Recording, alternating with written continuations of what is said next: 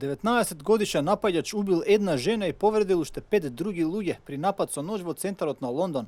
При доаѓањето на полицијата и медицинските екипи, жената се уште била жива, но брзо потоа им подлегнала на повредите.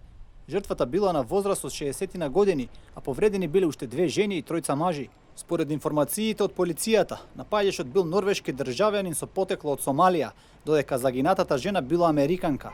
Меѓу повредените имало и државјани на Британија, Австралија и на Израел.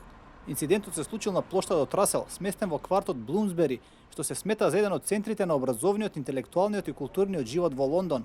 Во областа се наоѓаат Британскиот музеј, главниот комплекс згради на Лондонскиот универзитет и неколку други образовни институции, музеи, хотели и ресторани.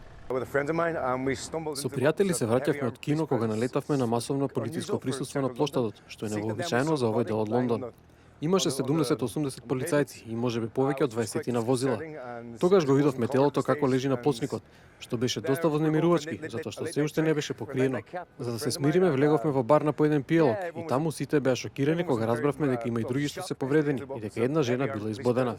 Според изјави на очевидци што биле во близина, полицајците го бркале осомничениот и употребиле пиштол за електрошок за да успеат да го совладаат. Потоа го држале заробен на земја 40 на минути пред да дојде брза помош за него.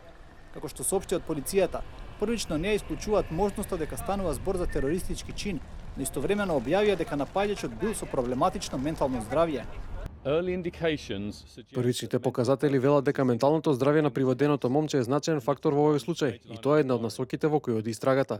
Сепак ги оставаме сите опции отворени во врска со нападот, па тероризмот останува како еден од можните мотиви што ќе ги истражуваме.